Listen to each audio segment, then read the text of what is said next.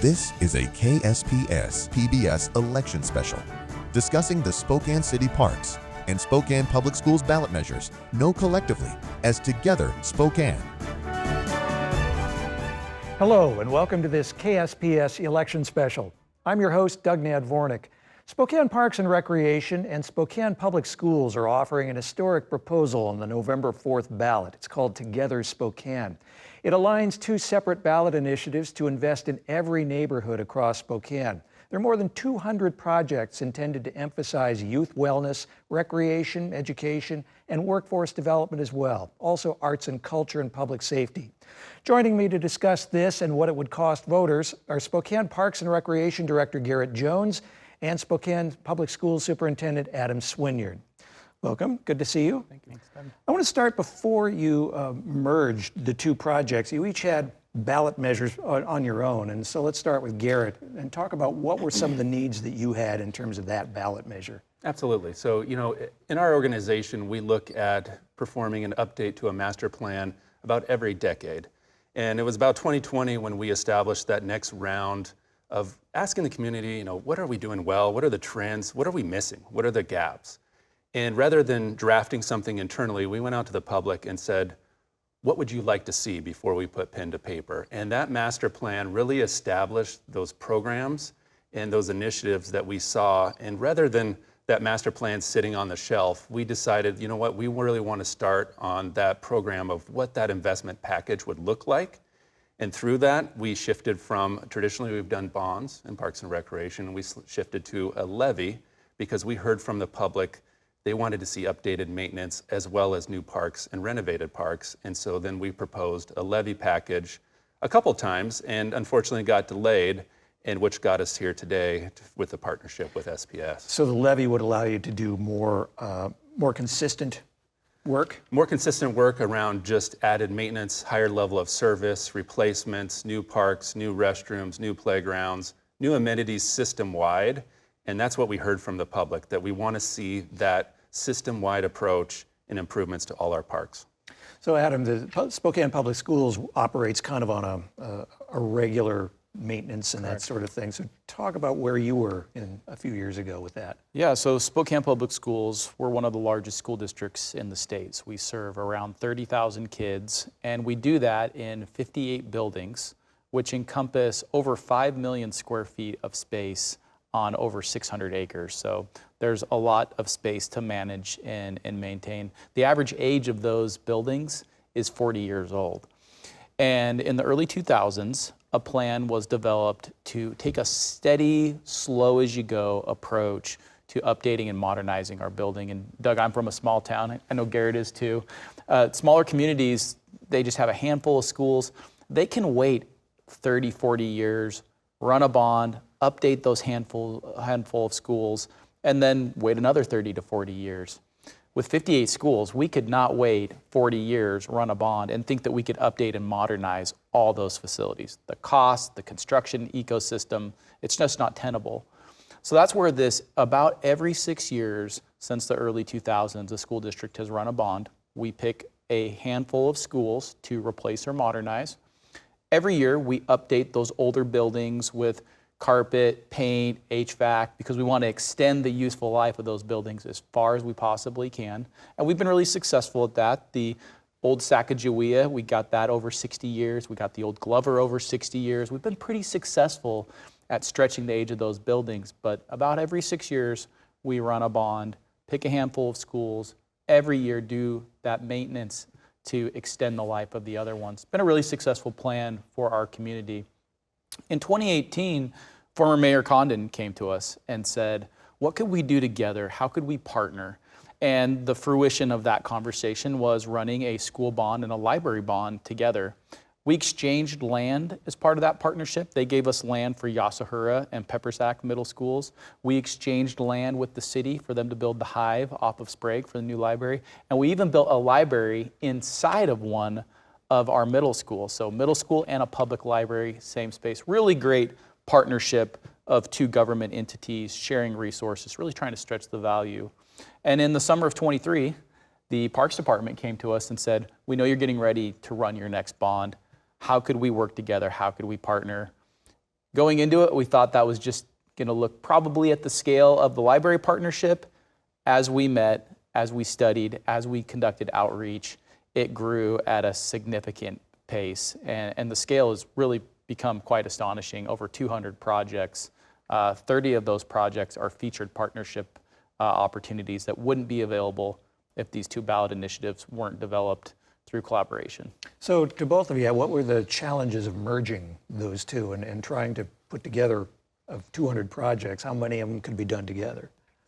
You know, I think some of the challenges weren't necessarily there originally, because it's a great partnership when you look at not only does the school district and Parks Department really manage the majority of publicly owned land within the city of Spokane, but also around our mission alignment as far as programming, infrastructure for youth, adults, and seniors, and then that methodology of, you know, this is the public's land. We want them to use it as much as possible, and really going into it and saying, how can we activate every space that we manage for the public 365 days out of the year? And so it was a very natural partnership and a very long-standing partnership too. In the 1970s, we established a joint use agreement with the school district, one of the first in the state that a lot of jurisdictions still model after as far as jointly using spaces and collaborating together. So when we did the Rainbow Schools, they said, let's maybe make the gymnasiums a little bit bigger so we can have more program space and more opportunities. So it was really building off of the past and really taking it to that next level. And we were very fortunate. The school board, the mayor, were very supportive in saying, go conduct this study, leave no stone unturned, develop as many different opportunities and as many different potential experiences and assets for our community as possible. And that really centered around a couple of different objectives. The one was, we have to, as a community, get off of screens. Kids are addicted to smartphones. Many adults are. We're spending way too much time isolated away from each other inside of our homes on a screen. And since 2008, when the iPhone has come out, we've noticed a really concerning drop in the wellness of kids, whether that's suicide rates, self-harm, anorexia, bulimia, anxiety, depression, you name it. We've seen a deterioration amongst our kids, and a primary antecedent of that is they're addicted to screens. Just the sleep deprivation alone should have us really concerned, let alone what they're ingesting. So what do we do as a community? We're not going to be able to go out and confiscate all the phones. They're here to stay. They're part of our lives. What we can do is prohibit them in schools, which we've done.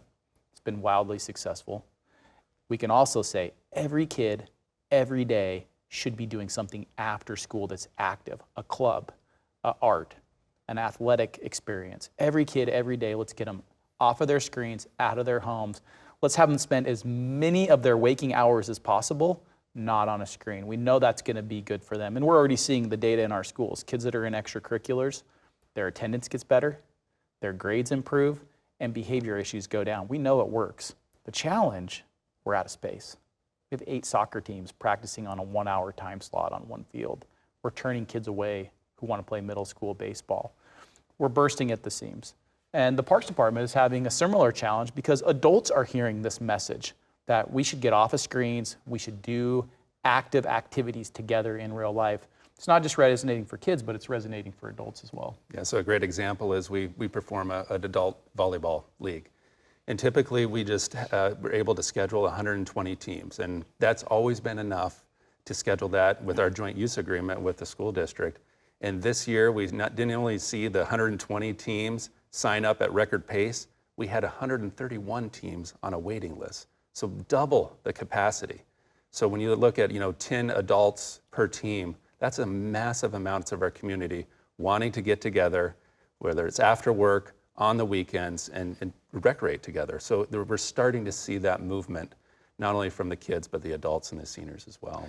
So tell me about that process of merging. The Parks Department says, here's what we need. The school district says, here's what we need. How can we work together to make sure we all get what we need? What was that process? Well, it's really about, first looking at feedback. The school district has collected a lot of feedback before the 2024 bond and after, when it failed, almost 57%. So bonds take more than a majority. Most decisions in our republic take a 50% majority. School bonds take 60%.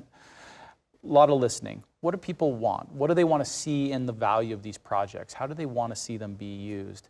And the Parks Department has done an incredible comprehensive process to collect input.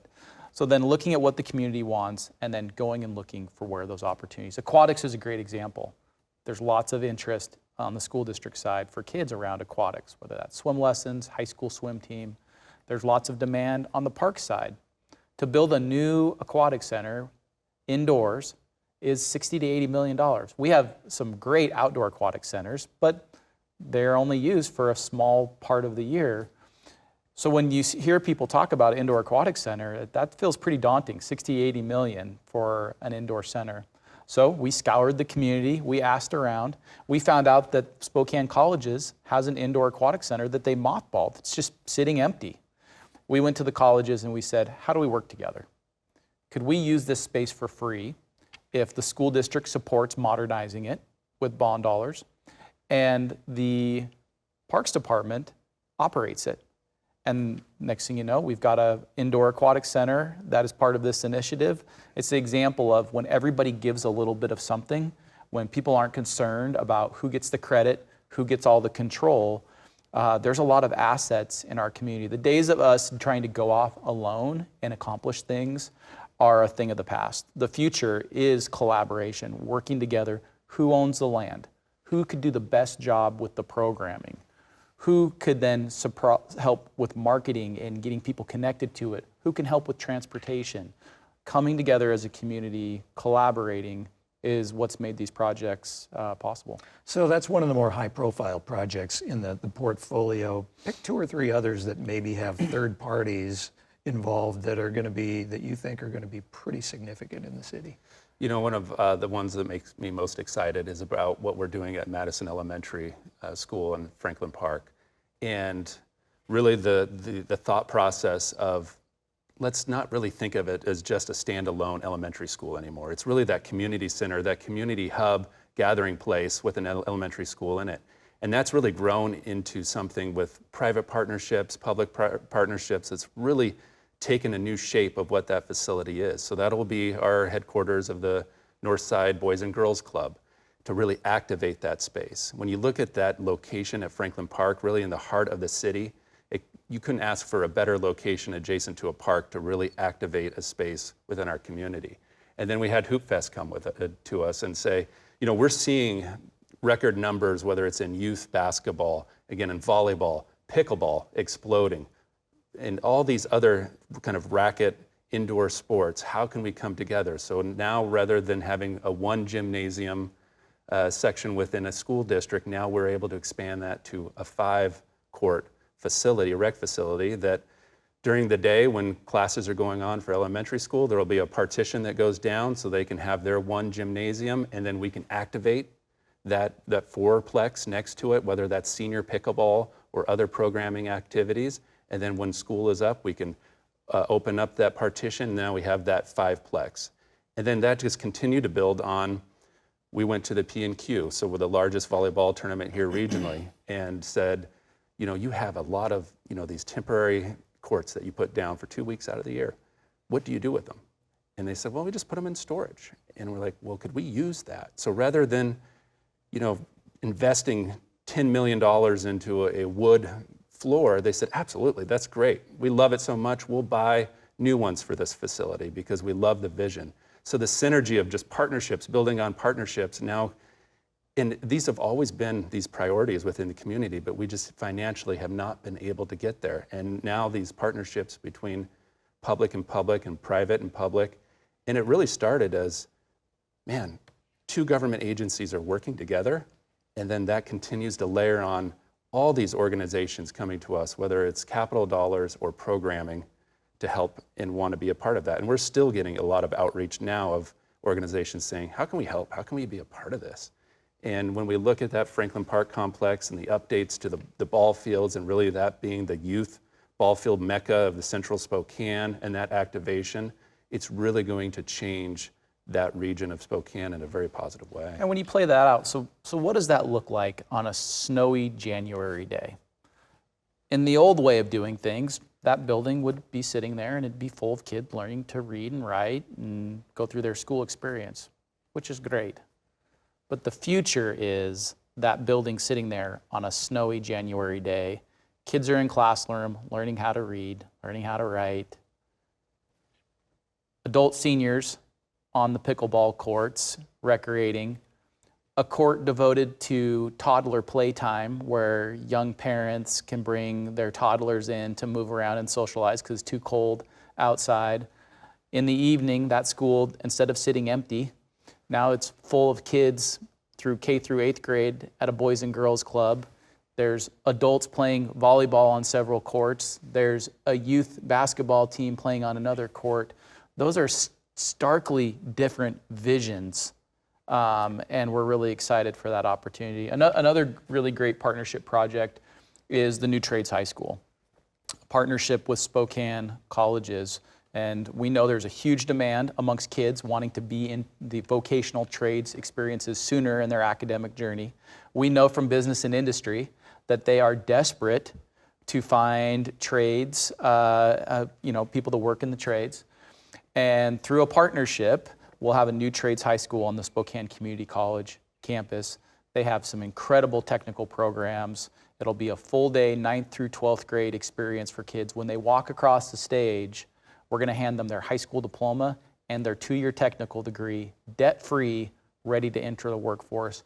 It's a huge win for kids and their future. It's also a huge boom to the local economy and our business and industry partners. So in our last third of the program here, let's talk about the financing, because school financing is not an easy thing, and and property taxes are not necessarily well understood. So you're financing differently. So let's start, Garrett, with the city's proposal. Yeah, absolutely. And so before this partnership, so we're looking at a 20-year levy. Originally, we were looking at a 29 cents per thousand just for the parks projects. And then now working with the school district and those other partnerships, we're able to bring that down to 27 cents per thousand. Again, I kind of mentioned the reasons why a levy versus a bond. We've traditionally always have done bonds within Parks and Recreation, and that's really towards capital investments. But the community came out and said, we want to see those capital investments. We also want to see just a higher level of service. And why we got to the investment package is Parks is very unique. We have our own government body, in a park board outside of the city council with the city of Spokane. And in the early 1900s, it was established per a public vote saying, parks are so important to our community. We actually want to take it away from the inner politics of local government, have a standalone body that manages their budget and is able to be transparent and accountable for what we're investing back into the community. And so currently, right now, we receive 8% of what the general fund spends. And the general fund as a whole is about 21% of the entire city budget. But historically, we've seen that general fund amount decrease for the amount of scope and expenditures that we have around maintenance and the updates that we need. And so when we ask the community during our master plan process, we ask, would you be able to and want to invest more in your parks and open spaces if you were able to receive these benefits? And we heard that pretty loud and clear at that time that yes, please look at those options. Because right now we're seeing without this investment where the expenditures and that revenue are starting to cross that line, so then you start needing to make those decisions around level of service decreases. And we don't want to go there because we run our Parks and Recreation budget as a business. So if we're over budget, we can't go ask somebody else to say, can you help us with those added funds? We have to run it just like you would in your personal household with Parks and Recreation and our park board. And so that levy model really gives us that breadth to work with the public on an annual basis, make those system-wide improvements and those maintenance upgrades. Okay. Well, one of the things, as Garrett highlighted, is these two ballot initiatives by themselves was going to be 31 cents per thousand to the taxpayer. By working together, by partnering, by sharing, 29 cents per thousand, less than $8 a month to the average priced home owner in Spokane. So you see that power of partnerships, 30 additional projects, over 200 in all, and the cost down 2 cents. 27 cents, as Garrett mentioned, goes to a new park levy. 2 cents goes to the existing school bond tax bill. One of the things that everywhere that we go, we emphasize, this is a tax increase. If these two ballot initiatives pass, there'll be 29 additional cents added to your tax bill in terms of the rate. People say, well, how does that work? 27 cents to the park, that seems pretty straightforward, but 2 cents to the school district, that doesn't make sense. We already have a school bond bill on everybody's taxes. We add bonds on, we pay them off, we add them on, we pay them off. That's part of that steady as you go, every 6 years, select a few schools. We've been doing that since the early 2000s. If nothing new happens, if no new initiatives are passed, our community will have a school bond bill into the mid-2040s. This tax initiative adds 2 cents to people's existing school bond bill, and it continues that long-range plan that is in place. So that bond bill is not going anywhere, regardless of anything that happens moving forward. We're paying those off, we've added them on. This will add 2 cents to that existing bond bill, and it will stay relatively stable. The average rate per thousand it will stay relatively stable over that 15-year period. Okay, so this proposal's been floating out in the community for months. You've now you're right in the middle of a group of town hall meetings. What are you hearing from you? You've already talked about the work that you've done in the past with the community. What are you hearing this time around? You know, I think for us, it's pretty amazing that what we're hearing is what the community told us and that we listened to. So it's great to see that. I think just the scope, what we're hearing from the community is, and what we love is like, well, what's happening to the school right next to me or where I live? Or what about this little pocket park next in my neighborhood? And it's a very complicated proposal, so there's tons of information out there. And I think what we again hear with the community is, how can we strengthen the identity of our neighborhoods? How do we feel safe and that our parks and our open spaces and our schools are inviting and that are open to the public? And then we see some special interest of whether, I'm really interested in our trail system and our natural lands and the hiking and what are we doing here? Or I'm really interested in the racket sports. What those improvements are you seeing? So we're seeing that investment and ownership at that neighborhood level, which is a little bit different than what we've ever done, because they've always kind of been these kind of bigger regional projects. And so seeing this now at that neighborhood level and that investment and ownership and these type of questions, it's been great to see, because that's where it starts. It starts in our neighborhoods, building that investment, building that ownership, and that positive activation really then creates that larger community benefit that we're looking for. So we're talking about two distinct bills or two distinct proposals. What happens if one passes and the other one doesn't? Well, if one passes and the other doesn't, then our respective boards will go back and look at those partnership projects where we're pooling resources. Those partnership projects won't happen. And so then they'll look at the community feedback and make the best decision possible with, if there's no partnership, if those 30 additional projects are not going to happen, what do we do with the dollars that we're looking to pool together to make those happen? So they'll have to do some reevaluation. But we continue to just hear, as Garrett mentioned, lots of positive feedback. People really are excited about the partnerships. They're excited about the almost $15 million of private funds that are being added to this.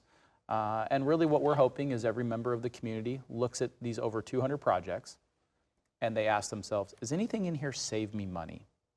Is anything in here reduce the cost? Maybe don't have to drive my kids across the county to get to practice. Am I going to be able to access a public facility that I was paying a private membership for? Maybe it's lowered a program cost because there's more spaces and we kind of able to manage the demand. Does it save me money? And or is there something in those 200 projects that I feel like I would gladly pay less than $8 a month because I care about aquatics or I care about trails? Two of the concerns we hear is a lot of concerns about the economy and the tax burden. And that's just a real challenge. And we recognize that. And that's why people need to look at this and they need to determine, is the investment, is the tax increase worth it to them for the return?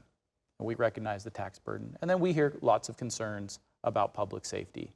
And certainly we're not suggesting that this partnership is going to solve all the public safety challenges in our community, but public safety is a layering of multiple strategies.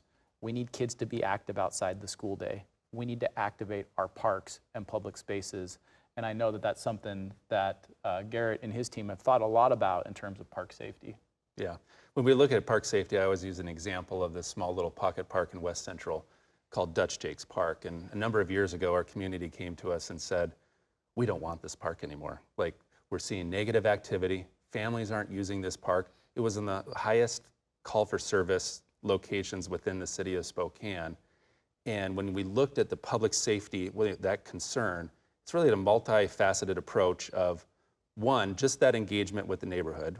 We came to them and said, let's take back your park, take back that ownership. And so the neighbors are starting to talk with neighbors. And then we said, if we're able to invest in this park, what do you want to see? Like, what do the kids actually want to play on? What do families want to see in this park? And then so when you're able to then invest in that park, and then create that positive activation, and then that starts limiting that negative responses that they've seen traditionally. And then we have this patrol piece. And a part of this partnership as well is expanding our park ranger program. So currently we have 4 limited commissioned park rangers within our system. This partnership would expand that almost 4-fold to then we have a precinct park ranger district, up to 4 park rangers in Northeast Spokane, an additional in Northwest, downtown, and South Hill, so it has those proactive patrols. You're starting now to have relationships with the community and are able to respond. Rather than being reactive, we can be proactive. And then also just through all our investments that we look at, it's called crime prevention through environmental design, whether that's lighting, how a building is designed and functions, where the building is, what are your sight lines.